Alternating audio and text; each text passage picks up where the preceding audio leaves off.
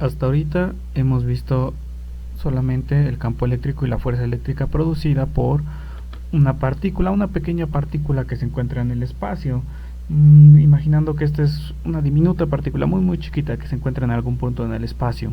Sin embargo, existen otro tipo de formas en las que nosotros podemos encontrar la carga eléctrica. En general, hay situaciones en las que muchas cargas pueden estar muy juntas o están muy próximas entre sí, y por lo tanto se puede considerar que entre estas están distribuidas continuamente en el espacio. Y generalmente tenemos tres formas de ver esta parte. Podemos tener una distribución en forma de línea, una distribución de área o una distribución de volumen, que es lo que nosotros tenemos aquí en las tres imágenes. Para tratar este tipo de distribuciones continuas de carga, por ejemplo, para obtener la fuerza total que ejercerían o el campo eléctrico que provocan, entonces nosotros utilizamos el concepto de la densidad de carga continua. Voy a colocar aquí el nombre, densidad de carga continua, para que no se nos olvide. La densidad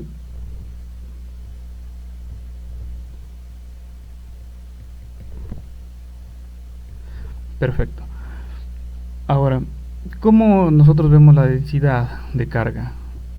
Bueno, es muy similar al concepto de densidad o a cualquier otro tipo de densidad, por ejemplo, densidad de materia.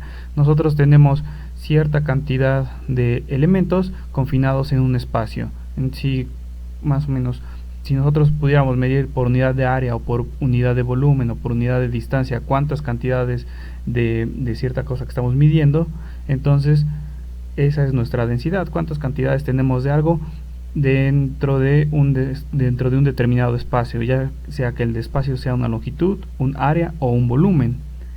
Bueno, nosotros tenemos, como habíamos dicho, tres formas, ¿no? Puede ser una densidad lineal, o más bien dicho de línea, de área o de volumen. Entonces, vamos a definir cada uno de estos. Primero tenemos la densidad de carga lineal, y está definida por la letra lambda. Entonces, si nosotros lo colocamos, será lambda igual a el cambio de carga con respecto del cambio de la longitud. ¿Ok? En este caso, pues es lo que habíamos comentado anteriormente, es cuánta carga hay con respecto de la longitud. Cuánto varía la carga con la longitud. Si nosotros tenemos que realmente, por ejemplo, vamos a poner aquí una pequeña línea, así, más o menos. Entonces, quizás en este espacio de longitud, supongamos que hay un coulomb. En este otro espacio que es de la misma longitud, aquí hay otro coulomb. Aquí hay otro coulomb, y así, ¿no? Nosotros vemos que tiene una densidad, quizás si este es un centímetro, podríamos decir que hay un coulomb por centímetro. ¿Ok? Entonces es más o menos lo mismo, cuánto nosotros de carga tenemos por unidad de longitud. Ahora, aquí hay dos cosas. Si nosotros vemos este tipo de distribución, podemos decir que está uniformemente distribuido, ya que toda la cantidad de carga que hay por cantidad o por unidad de longitud siempre es la misma, es uniforme. Por eso nosotros podemos decir que es uniformemente distribuida. Pero podríamos tener el caso, por ejemplo, que no fuera así, que quizás así empezamos con uno, ¿no? En ese caso hay un coulomb.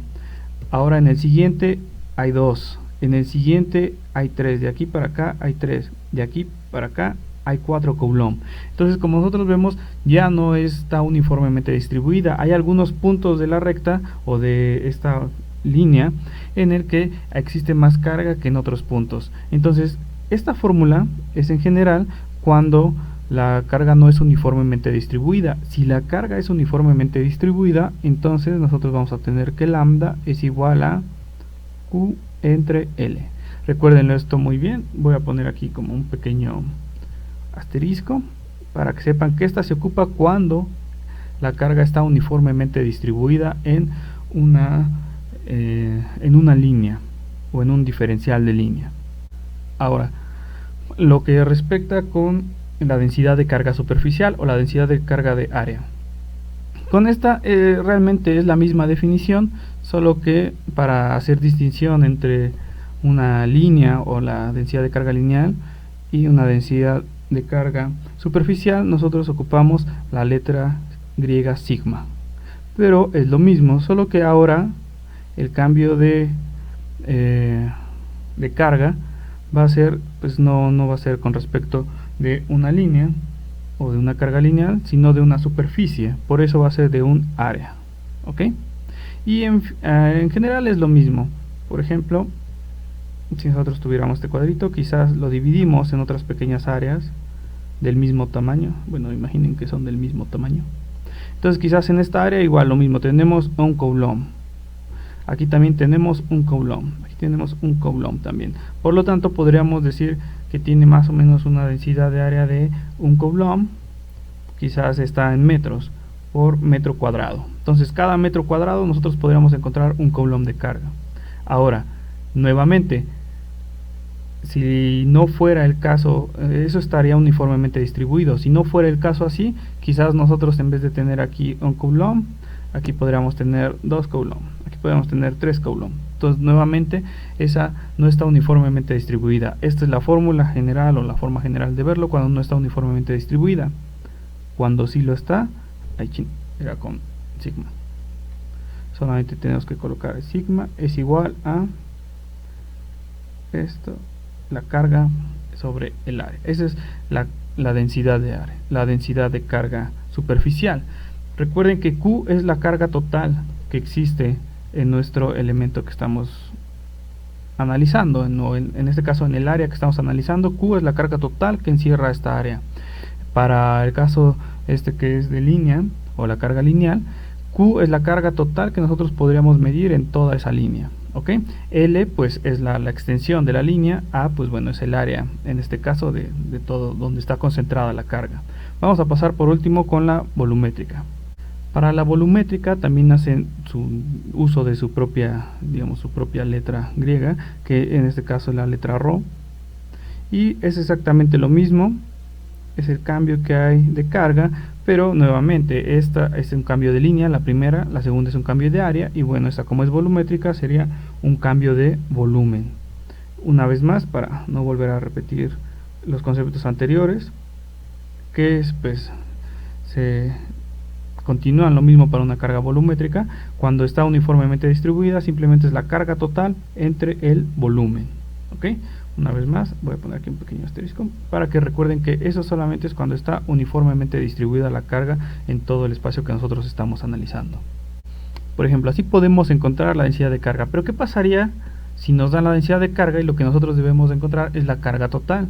Por ejemplo, nos dan en la primera parte, que es de una línea, nos dicen que tiene quizás una densidad de 2 coulomb por centímetro y tenemos 5 centímetros de distribución continua de carga. Entonces, ¿cuál es la carga total que encierra esa distribución?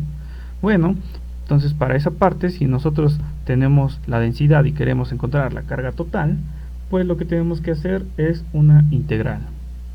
Bueno, he colocado aquí las integrales para salvar tiempo del video. Entonces, lo que debemos de hacer esto es integrar la cantidad o la densidad de carga dependiendo si es una línea, una superficie o un volumen, y estos diferenciales de L, de S y de B son los que habíamos comentado en las clases anteriores sobre el diferencial de línea, diferencial de área y diferencial de volumen, que ustedes los deben de tener representados ya sea en coordenadas cartesianas, polares o circulares o cilíndricas, perdón. Bueno, ¿y todo este show para qué sirve? Recordamos que, por ejemplo, si nosotros queremos sacar el campo eléctrico se define como, bueno, nuestra constante K, necesitamos la carga de la partícula, la distancia hacia cierto determinado punto y el vector unitario. Vamos a ponerle A de S, ¿no? Pero bueno, esto solamente lo estamos haciendo para encontrar esta parte que es la carga. ¿Ok? Nosotros necesitamos saber cuánta carga tenemos para poder calcular el campo eléctrico. Por lo tanto, si nosotros queremos calcular el campo eléctrico de cada una de estas distribuciones, el campo eléctrico provocado por cada una de estas distribuciones, ya sea una distribución lineal, una distribución superficial o una distribución volumétrica, pues la fórmula quedaría de la siguiente manera. Lo podemos ver. Aquí lo único que se hizo fue cambiar esta Q de esta ecuación por lo que representa para cada una de las distribuciones, para lineal, para superficie o área y para volumétrica. ¿Ok? Entonces, a fin de cuentas, nosotros vamos a trabajar al menos ahorita con esta última expresión que está como de color rojito. Esas van a ser nuestras expresiones para encontrar el campo eléctrico determinado por cualquier punto. Y podemos ver que la integral es la suma de cada una de las partes que influyen en el campo eléctrico. Por ejemplo, vamos a poner aquí en la carga lineal, si yo tuviera aquí un punto, yo necesitaría saber cuánto contribuye al campo eléctrico. Quizás este pequeño punto me va a contribuir al campo eléctrico, otro pequeño punto de acá para acá, otro de acá para acá, y así cada una de las partes que conforman esa línea contiene carga. Entonces cada una de ellas aporta cierto campo diferente a este punto, y la única forma de hacerlo o de poder encontrar ya la sumatoria de todo eso total, pues es con la integral, o digamos es la forma más fácil de hacerlo, aunque pues quizás no lo parezca. Recuerden que, bueno, esta es una integral simple. Cuando nosotros estamos hablando de superficies, lo más seguro es que sea una integral doble. Y bueno, cuando son volúmenes, pues muy probablemente sea una integral triple. Tengan en cuenta estos conceptos. Vamos a ver cada uno de ellos por separado, cómo obtener de distribuciones lineales, después superficiales, después volumétricas. Pero les recomiendo que vayan tomando notas y que vean cómo se hacen estos ejercicios un tanto a conciencia. Por último, es que nosotros nos vamos a basar mucho en la geometría del problema. Por eso algunos ejercicios anteriores que les mandé se enfocaban en eso, en hacer un análisis cualitativo antes que cuantitativo. Cómo está o estaría definido el campo eléctrico, en qué dirección, qué parte aporta al campo eléctrico, qué parte no, qué parte o qué partículas o qué cargas se van a contrarrestar unas con otras. En ese sentido también nos va a ayudar mucho para poder hacer un análisis más simple de nuestro problema y llegar más fácil, más comprensible al resultado final. Entonces vamos a empezar con los primeros ejercicios.